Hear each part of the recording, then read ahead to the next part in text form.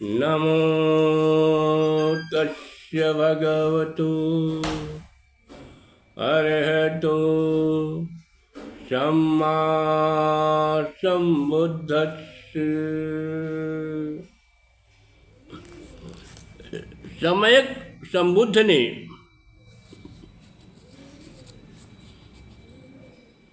जब प्रकृति को सामने बैठा देखा तो उसके मन में वैराग्य रस की धारा प्रवाहित करने के लिए उन्होंने धम्म उपदेश दिया। लोलिन नीर भरे दुई दोने, नैन उलझियं कीचर कोने। संतत क्षीर सर्वत टहलाता का, और घिनावन लाग हिना का। यानी मनुष्य का शरीर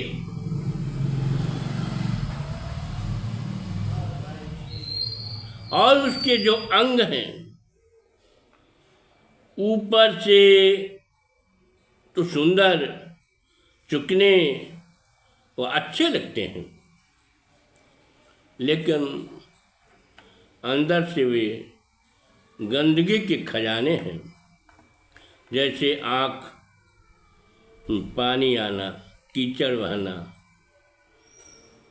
नाक में अनेक घिनौनी जान पड़ती है जिससे पानी व बलगम बहता रहता है।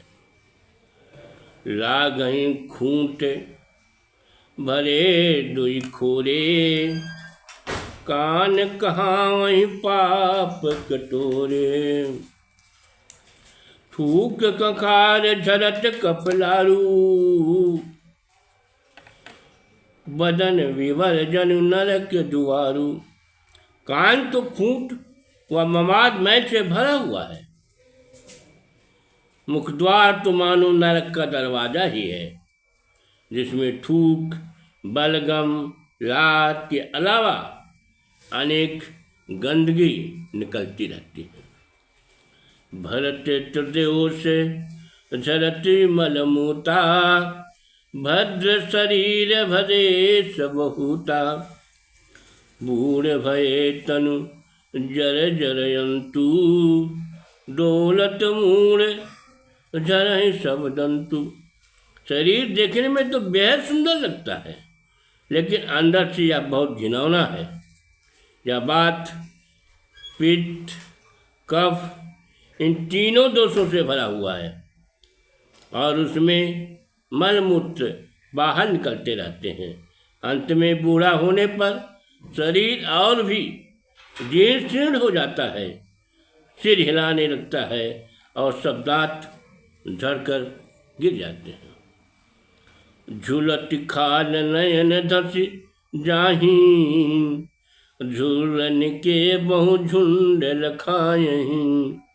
रोग ग्रसित जब होय शरीरा, जहत अंग परहि बहु कीड़ा। बूढ़ा होने पर शरीर की खाल झूलने लगती है, आंखें नीचे धस जाती है और झुर्रियों के अनेक झुंड दिखाई देते हैं। जब शरीर रोगों से ग्रसित हो जाता है तो अंगों में यत्र तक अनेक प्रकार के पीड़ा होती है, कीड़े पड़ जाते हैं, घाव हो जाता है। या शरीर बहुत क्रूर तथा घिनौना होकर सड़ने लगता है, गलने लगता है और बदबूदार हो जाता है। उसे देखकर घृणा होने लगती है, वह आँखों से देखा नहीं जाता। जहाँ होई विकट रन रंगा, कटहि फटहि नहीं लोटहि अंगा। सारित आत प्रसारित भेजा, कांपे उठे अब लोक करेजा। जहाँ कहीं घमासान युद्ध होता है वहाँ शरीर की अंग प्रत्यंग कट फूट कर जमीन पर लौटने लगते हैं। पेट फट जाने से उसकी आंतें बाहर निकल आती हैं। सिर फूटने से भेजा बिखर जाता है, जो विवश रूप देखकर दिल काँप उठता है। जह तह गात गरहि गंधाही, नोच नोच कुल केचर खाही। बहु कंकाल पुरे रन खेता, कायर कूल भूत परेता। यहाँ वहाँ शरीर सड़ते गलते और गंधाते रहते हैं। गिद्ध कौवे आदि दुष्ट पक्षी उन्हें नोच नोच कर खाते हैं।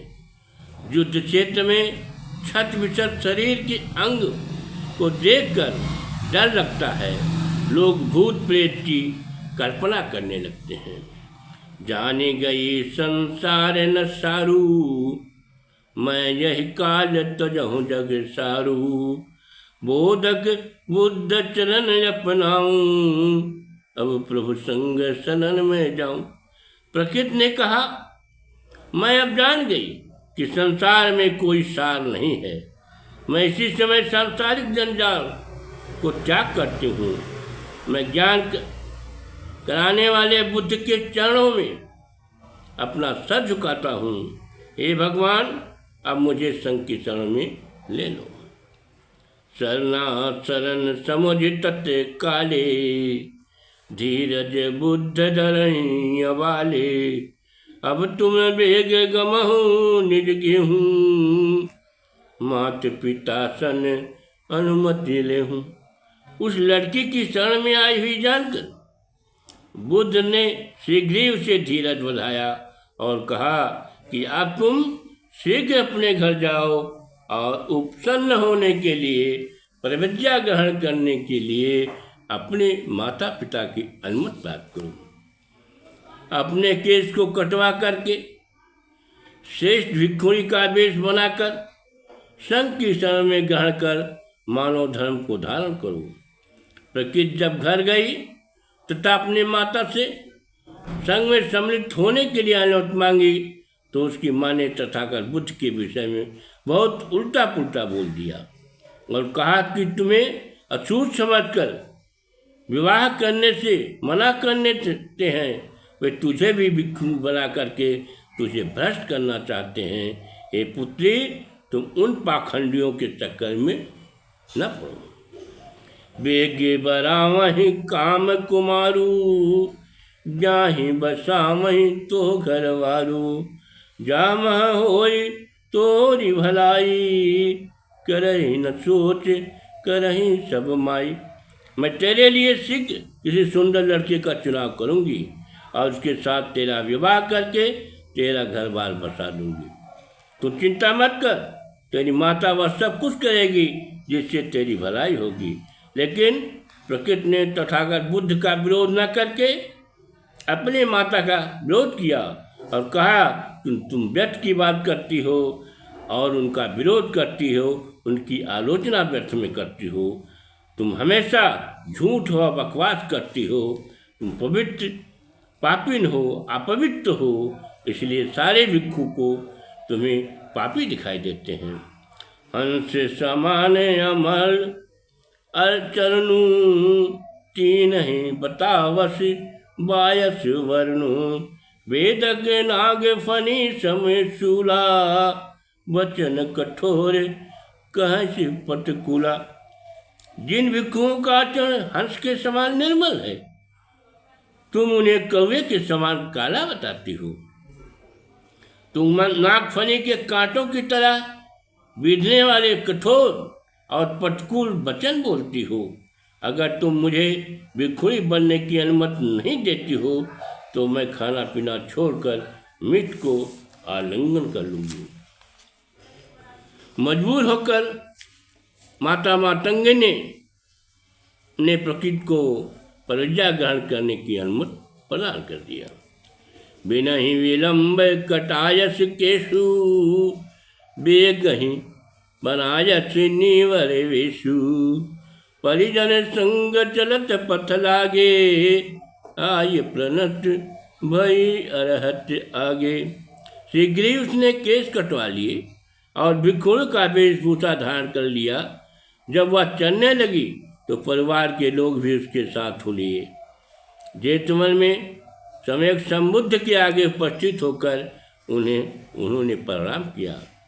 किन प्रवर्जित शील गहाई, लीन प्रजापति अंक लगाई। नीवर संग गई ले तही, दौड़ मिली सब तेरी सराही। तथागत बुद्ध ने उसे शील ग्रहण करवा करके परिविद्या दे दिया। प्रजापति ने उसे अंक लगा लिया। फिर वह उसे भिक्षुणी लेकर के भिक्षुणी संघ में सम्मिलित हो गई।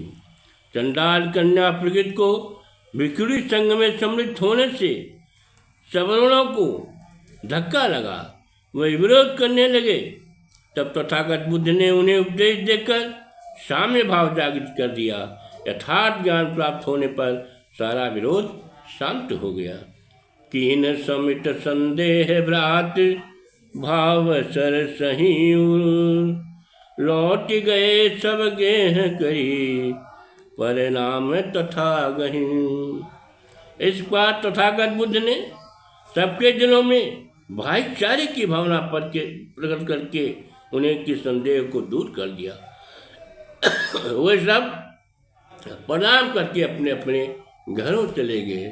नमो बुद्धाय।